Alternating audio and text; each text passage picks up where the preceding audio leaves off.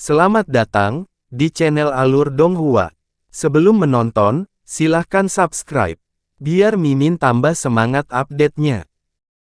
Rekan Huyan, ayo ikuti mereka. Han Li punya ide dan segera mengirim pesan ke Taois Huyan.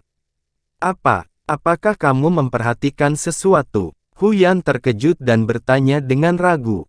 Dalam situasi seperti itu, jika dia mengambil inisiatif untuk mengikuti orang lain, akan mudah terlihat memiliki niat buruk dan memprovokasi dia. Saat ini, dia tidak ingin memprovokasi Luo Qinghai, si rubah tua. Faktanya, Bai Lian telah memberitahunya bertahun-tahun yang lalu bahwa Luo Qinghai tampaknya adalah orang yang baik, tetapi sebenarnya, dia adalah orang yang penuh perhitungan. Dia lebih suka menyinggung Qitian Xiao, pemimpin sekte Fuling, daripada menyinggung dia. Saya curiga bahwa murid Luo Qinghai memiliki kekuatan mata khusus yang memungkinkannya menemukan lokasi Aula Taiyi. Namun, saya tidak yakin, tetapi menilai dari tindakan Luo Qinghai, pasti ada sesuatu yang aneh terjadi di antara mereka. Han Li menjelaskan. Taois Huyan merenung sejenak sebelum dia mengambil keputusan dan berkata, dengan temperamen rubah tua itu, wajar baginya untuk membiarkan yang lain mengambil risiko terlebih dahulu. Memang agak mencurigakan baginya untuk mengambil inisiatif memasuki kabut, ayo lakukan apa yang kamu katakan dan ikuti mereka terlebih dahulu. Han Li dan Nan Kuisan bergerak dan menghilang ke dalam kabut putih, mengikuti mereka dari jauh. Ouyang Kuisan melirik pria berambut emas yang juga berasal dari jalur naga api. Keduanya saling bertukar pandang, lalu terbang ke arah kiri. Keduanya dari suku Li Selatan tidak berlama-lama dan terbang ke arah lain. Tidak lama kemudian, hanya Feng Tiandu dan Qitian Xiao yang tetap berada di tempat yang sama. Keduanya menyaksikan yang lain pergi satu demi satu. Ekspresi mereka tetap sama dan mereka tidak berbicara. Sudah waktunya, ayo ikuti mereka. Setelah beberapa saat, Feng Tiandu tiba-tiba berkata. Dia kemudian melambaikan tangannya dan lapisan cahaya hitam menyelimuti dirinya dan Qitian Xiao. Kemudian, mereka terbang ke arah yang telah dilalui Han Li. Di kedalaman kabut, Luo Qinghai dan muridnya, Nan Kemeng, mempertahankan kecepatan terbang ke depan. Tiba-tiba, Nan Kemeng berhenti dan melihat kabut di belakangnya. Kemudian, dia berkata, Tuan Istana Agung, seseorang mengikuti kita. Hehe, itu tidak aneh. Katakan padaku, siapa yang mengikuti kita? Luo Qinghai tersenyum dan bertanya. Setiap orang. Nan Kemeng mengerutkan kening dan berkata. Luo Qinghai tidak bisa menahan perasaan tercekik ketika mendengar jawaban ini, dan kemudian dia mengungkapkan senyum mengejek. Yang paling dekat dengan kita adalah lelaki tua dan lelaki muda dari Sekte Api Sejati. Baik Jalan Naga Obor dan suku Li Selatan telah memilih untuk mengambil jalan memutar, tetapi kenyataannya, mereka masih mengikuti jejak kita. Sekte Fuling dan yang lainnya lebih jauh. Mereka sepertinya mengikuti dua orang dari Sekte Api Sejati. Nan Kemeng menoleh ke belakang dan berkata dengan detail. Apa omong kosong asteris Sekte Api Sejati? Pria tua berjanggut hitam itu adalah Taois Huyan dari jalur naga api. Adapun pria berkulit gelap di sampingnya, dia agak aneh. Sepertinya aku tidak ingat orang seperti itu di Alama Surgawi Utara. Anak ini sepertinya tiba-tiba melompat keluar dari batu. Aku tidak tahu untuk sesaat. Luo Qinghai tertawa dan kemudian berkata dengan cemberut. Lalu apa yang harus kita lakukan? Alis indah Nan Kemeng terangkat saat dia bertanya. Pil Taiyi akan segera selesai. Kita tidak punya waktu untuk disia-siakan dengan mereka. Ayo pergi. Ekspresi Luo Qinghai berubah serius saat dia berkata. Begitu dia selesai berbicara, dia membentuk segel dengan kedua tangannya. Cahaya biru beriak dari tubuhnya dan menyelimuti Nan Kemeng. Engah. Suara lembut terdengar. Sosok mereka langsung berubah menjadi awan gelembung 7 warna, dan menghilang dalam kabut. Setelah beberapa saat, Sosok Han Li dan Taois Huyan bergegas mendekat dan berhenti di area tersebut. Apa yang sedang terjadi? Taois Huyan bertanya dengan suara berat. Pantas saja mereka tidak takut kita mengikuti mereka. Sepertinya mereka sudah punya rencana cadangan. Ekspresi Han Li tetap tidak berubah saat dia perlahan berkata. Rubah tua ini. Sekarang, kita menjadi lalat tanpa kepala lagi. Taois Huyan menghela nafas dan berkata, tidak masalah, aku masih punya metode lain untuk dicoba. Aku hanya ingin kamu melepaskan domain rohmu dan menyembunyikannya sejenak, kata Han Li setelah ragu sejenak. Baiklah, Anda bisa mencobanya. Ekspresi Taois Huyan berubah serius saat dia berkata. Begitu dia selesai berbicara, cahaya merah menyala di tubuhnya. Lapisan domain roh api segera menyebar dan menutupi area seluas beberapa ribu kaki. Jangkauannya tidak bisa lebih besar. Jika tidak, saya tidak dapat menjamin bahwa saya dapat sepenuhnya menyembunyikan fluktuasi teknik Anda, jelas Taois Huyan. Ya, itu baik-baik saja. Jika lebih besar, itu akan dengan mudah menarik perhatian orang lain, kata Han Li sambil mengangguk. Begitu dia selesai berbicara, dia membentuk segel tangan di depannya. Cahaya keemasan melonjak di belakangnya, dan roda mantra muncul. Saat Taois Huyan melihat rune padat yang muncul di roda emas yang bersinar dan merasakan riak kuat dari hukum waktu yang berasal darinya, bahkan dia, yang berpengalaman dan berpengetahuan luas, merasakan kejutan besar di benaknya. Ini, mulutnya sedikit terbuka, dan dia tidak bisa menutupnya untuk waktu yang lama. Han Li tidak memperhatikan kehilangan ketenangannya. Dia mengaktifkan Eye of Truth dan melihat sekeliling. Segera, dia menemukan bahwa ada riak spasial yang berfluktuasi di kedalaman kabut putih di sebelah kanannya. Menemukannya, Han Li dengan lembut berteriak dan menarik segel tangannya. Roda mantra juga menarik kembali cahaya keemasannya dan kembali ke tubuhnya. Ekspresi Taois Huyan belum kembali normal saat dia mendecakkan lidahnya dan memuji, meskipun saya tahu bahwa Anda mengembangkan kitab suci roda mantra, saya tidak menyangka bahwa Anda telah mengembangkan hukum waktu sedemikian rupa. Saya mengalami beberapa pertemuan kebetulan di masa lalu, jadi kultivasi saya pada teknik ini memang lebih cepat, kata Han Li sambil tersenyum.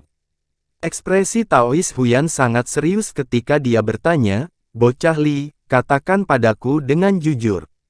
Apakah kamu menyembunyikan kultivasimu yang sebenarnya, atau apakah kamu mengolah hukum reinkarnasi? Jika tidak, bagaimana kamu bisa langsung maju ke tahap Dewa Emas Menengah dalam waktu sesingkat itu?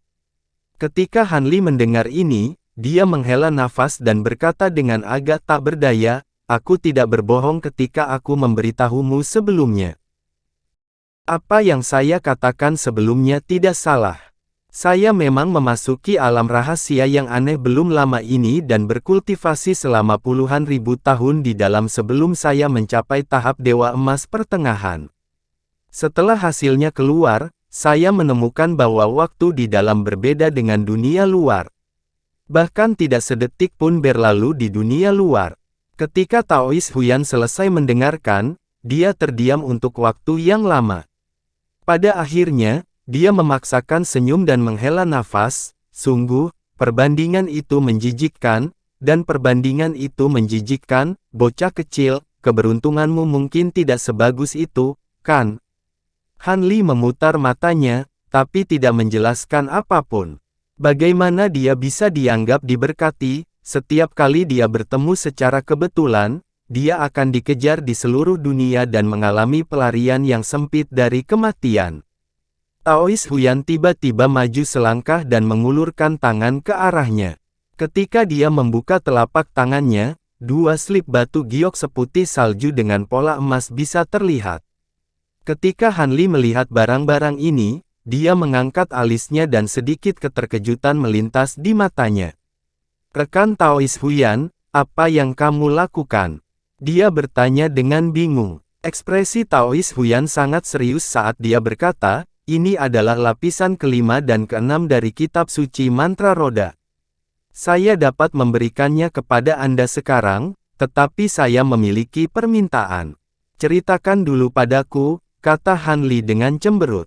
Taois Huyan perlahan berkata, setelah kita memasuki aula persatuan ekstrim, lakukan yang terbaik untuk membantuku mendapatkan pil persatuan ekstrim.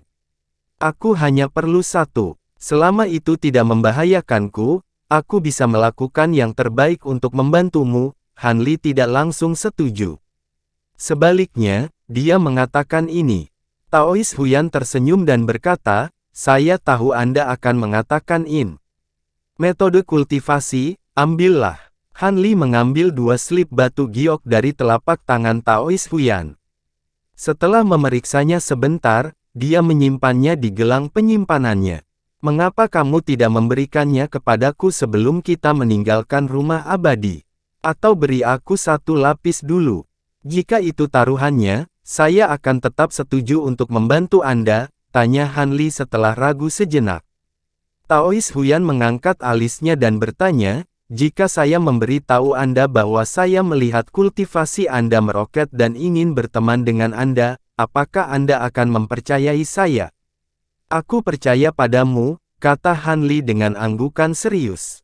Taois Huyan tertegun sesaat sebelum dia tidak bisa menahan tawa dan memarahi, dasar bocah kecil. Sedikit senyum muncul di wajah Han Li. Dia memimpin dan terbang ke kanan. Taois Huyan menggelengkan kepalanya sambil tersenyum dan mengikutinya. Namun, setelah terbang sebentar, dia menyadari bahwa Han Li, yang terbang di depannya, tiba-tiba menghilang ke dalam kehampaan dengan sekejap. Terkejut, Taois Huyan buru-buru berlari ke depan dan sosoknya langsung menghilang ke dalam kabut putih juga. Dalam sekejap mata, sosok Han Li dan Taois Huyan muncul begitu saja di wilayah lain. Ini, Han Li hanya bisa bergumam kagum saat melihat pemandangan menakjubkan di hadapannya. Beberapa ribu zang jauhnya dari mereka, ada sebidang kecil tanah dengan keliling beberapa ratus li melayang di udara. Pepohonan rimbun berbaris di tanah, dan segala macam paviliun indah bisa dilihat di tanah. Beberapa sungai hijau giok mengalir melalui tanah, berdeguk saat mengalir turun dari tepi tanah. Mereka berubah menjadi air terjun perak terus-menerus yang terlihat sangat indah. Di sebidang tanah yang relatif terbuka di tepi tanah, ada pena binatang roh yang ditutupi rumput hijau. Itu dibagi menjadi beberapa ratus area kecil, di mana ratusan binatang aneh dari berbagai bentuk dibesarkan. Di sisi berlawanan, ada taman ramuan roh yang menutupi area yang sangat luas dari tepi tanah datar hingga pegunungan di tengah tanah. Ada segala macam tumbuhan roh dan tumbuhan abadi yang tumbuh di taman, dan ada kabut samar obat yang naik ke langit dari taman. Taois Huyan menunjuk ke pena binatang roh, di mana ada beberapa kuda tinggi berwarna merah menyala dan singa berwarna hijau giok. Dia mendecakkan lidahnya dan berseru, warisan garis keturunan dari kuda merah dan singa bambu azure di alam surgawi beku utara telah hilang selama beberapa puluh ribu tahun. Aku tidak menyangka mereka masih ada di sini, dan mereka sangat murni. Pasti ada banyak ramuan abadi bermutu tinggi yang setidaknya berusia beberapa ratus ribu tahun di taman ramuan roh di sana.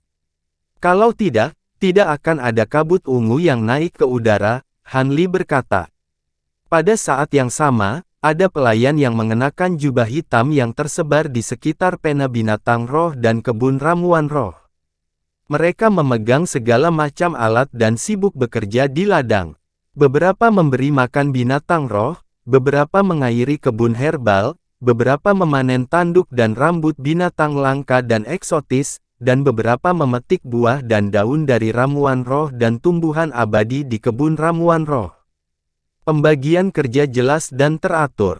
Pelayan ini, sepertinya boneka, kata Han Li kaget sambil mengangkat alisnya. Itu benar, mereka semua boneka, kata Taois Huyan dengan anggukan. Saat mereka berdua berbicara, cahaya keemasan berkumpul di udara di atas kepala mereka. Awan emas tebal perlahan muncul. Pil Tribulation yang sudah muncul di dunia luar telah lama tertunda. Itu hanya muncul di ranah rahasia ini sekarang. Tatapan Han Li mengikuti bagian tengah awan emas dan melihat ke bawah. Dia melihat sebuah istana berkubah emas yang indah berdiri di titik tertinggi benua terapung. Di alun-alun di luar istana berkubah emas, ada dua siluet. Tubuh mereka bersinar dengan cahaya biru tua, dan dikelilingi oleh bayangan bunga biru. Mereka menembakkan sinar dengan berbagai warna ke arah pintu masuk istana emas. Luo Qinghai sudah melanggar larangan istana. Ayo cepat ke sana, kata Han Li dengan suara berat. Baiklah, jawab Taois Huyan.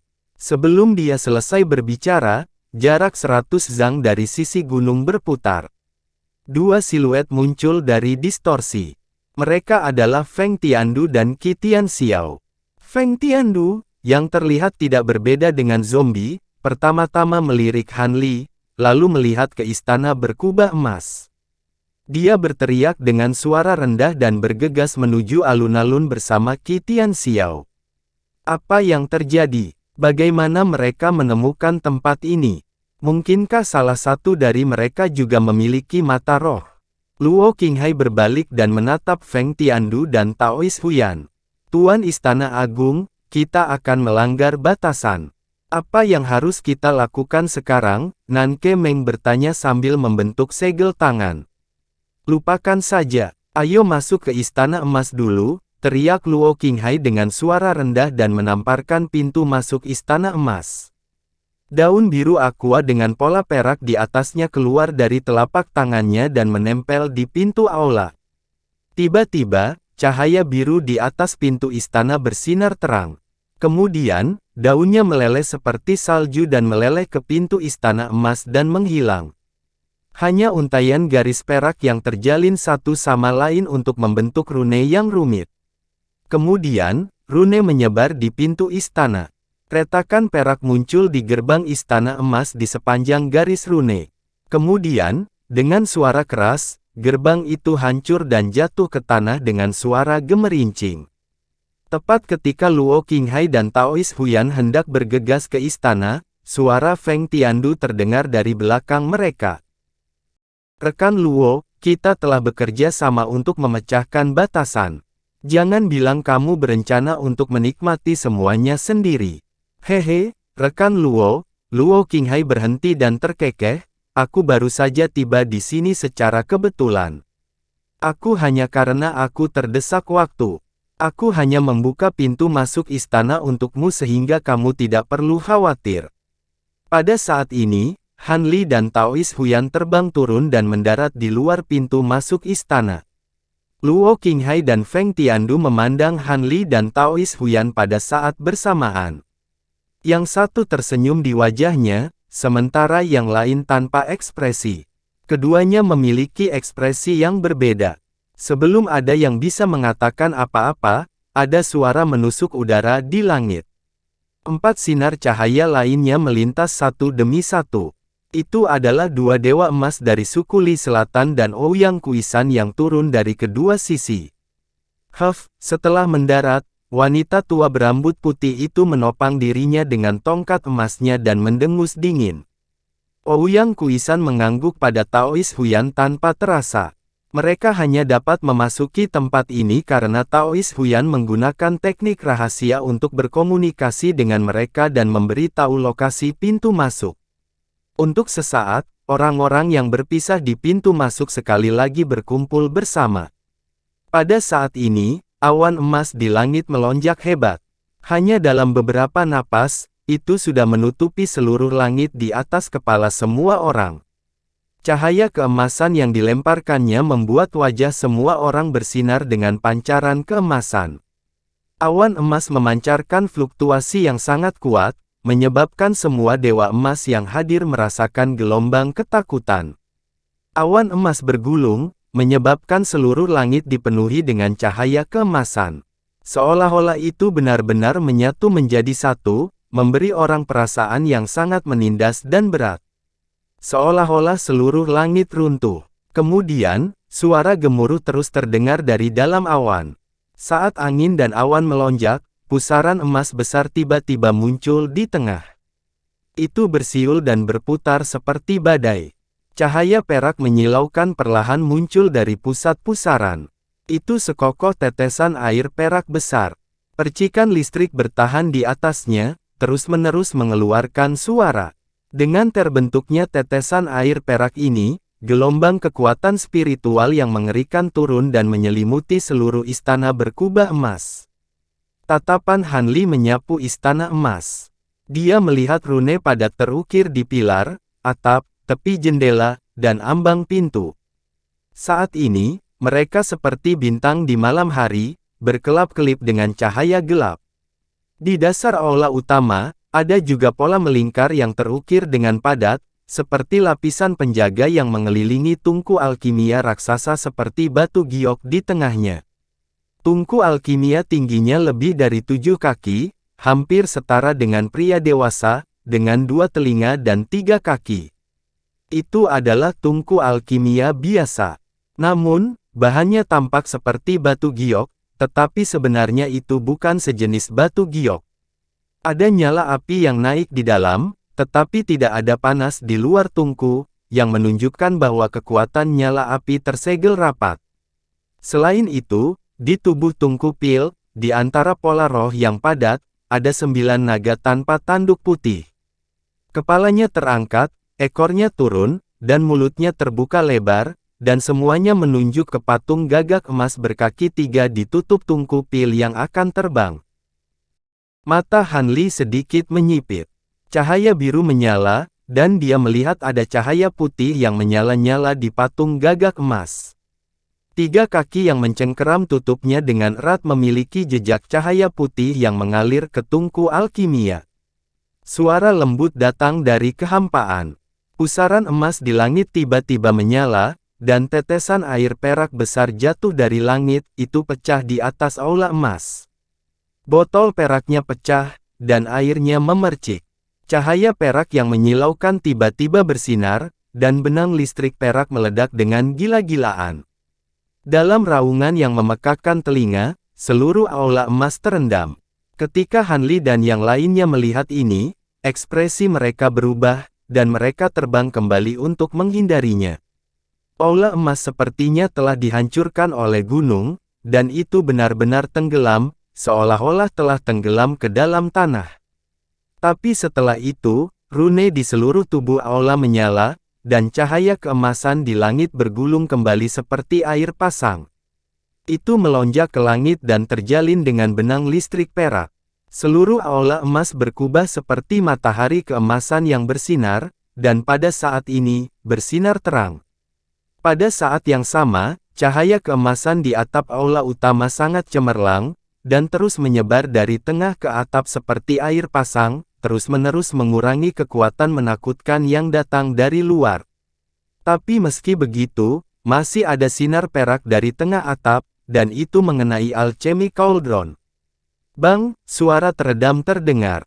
Rune yang terukir di lantai aula menyala satu demi satu, dan lapisan tirai cahaya keemasan juga naik dari tanah, dan cahaya keemasan menyatu di alchemy cauldron.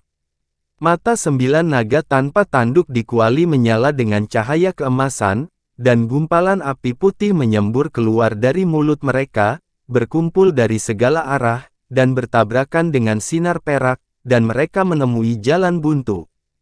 Han Li menyaksikan adegan ini dari luar aula, dan dia terkagum-kagum.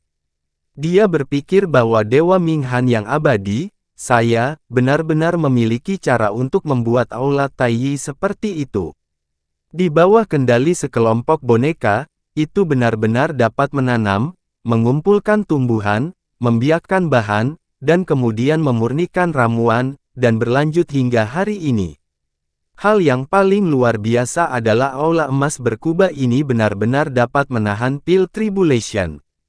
Ini benar-benar luar biasa. Mungkinkah aku benar-benar seorang jenius yang tak tertandingi seperti yang dia banggakan? Sebelum keluar dari alam rahasia waktu, Han Li telah sepenuhnya menyegel sisa jiwa, yang menyebut dirinya Tuan Abadi Ming Han, di kuali pemelihara jiwa, dan memutus semua kontak dengan dunia luar. Sekarang, dia agak ragu-ragu. Haruskah dia membuka batasan dan berkomunikasi dengannya? Kesengsaraan Pil akan segera berakhir, bersiaplah. Pendeta Tao Huyan tiba-tiba mengingatkan sementara Han Li ragu-ragu. Benar saja, kilat perak di bagian atas aula berlangsung selama beberapa lusin napas sebelum akhirnya menghilang.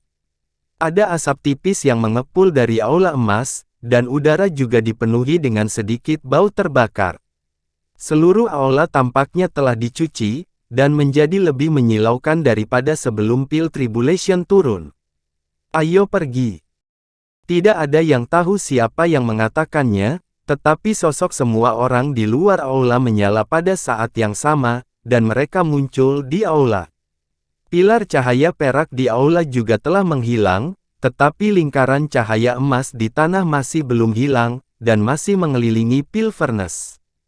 Han Li melirik bagian dalam aula dan melihat ada patung batu putih keabu-abuan setinggi orang normal yang berdiri di kedua sisi aula.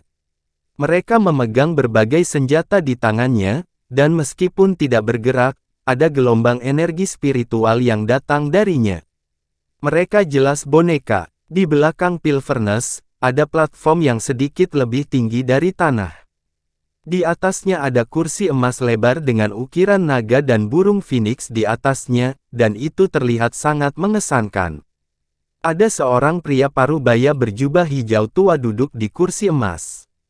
Dia meletakkan tangannya di kedua sisi kursi, dan matanya sedikit tertutup. Dia menyilangkan kakinya, dan tubuhnya sedikit dimiringkan ke sandaran kursi. Dia tampak sedikit tidak masuk akal, dan itu agak tidak sesuai dengan wajahnya yang tampan dengan alis seperti pedang dan mata berbintang. Ketika semua orang melihat orang ini, semua terkejut. Aura semua orang tiba-tiba melonjak sesaat, tetapi mereka dengan cepat menariknya kembali. Mereka terkejut saat mengetahui bahwa pria parubaya itu tidak memiliki aura orang yang hidup, dan sepertinya dia hanyalah mayat. Tetapi untuk mengatakan bahwa dia benar-benar mayat agak tidak pantas. Dadanya masih sedikit bergerak ke atas dan ke bawah, seolah-olah dia bernapas. Itu sebenarnya mayat hidup. Saat mereka dalam keadaan syok, awan kecil berwarna 5 muncul dari atas Pil Furnace. Mulut naga tanpa tanduk yang menghadap aula tiba-tiba meledak dengan cahaya perak, dan pil perak seukuran kelengkeng terbang keluar. Dengan munculnya pil ini, aroma obat yang sangat kaya segera memenuhi aula. Pil Tai. Mata semua orang dipenuhi rasa iri, dan mereka semua menatap pil itu. Semuanya, jangan cemas. Halo emas adalah formasi ajaib yang melindungi Pil Furnace. Jangan masuk sembarangan, atau kamu akan memicu mekanisme dan menghancurkan pil ini. Luo Qinghai tiba-tiba berteriak. Wanita tua berambut putih dari klan Li Selatan berteriak dengan suara rendah, dan hendak melangkah maju. Pil Furnace sudah terbentuk. Jika Pil Furnace dihancurkan, biarlah. Tirai air biru tiba-tiba naik di bawah kakinya, dan itu menghalangi dia. Apakah kamu ingin melakukan gerakan? Hehe, sudah waktunya, pria tua berkulit gelap itu menyeringai dan berkata. Han Li dan Taois Huyan bertukar pandang. Mereka mengedarkan energi spiritual surgawi di tubuhnya, dan mereka akan bergerak.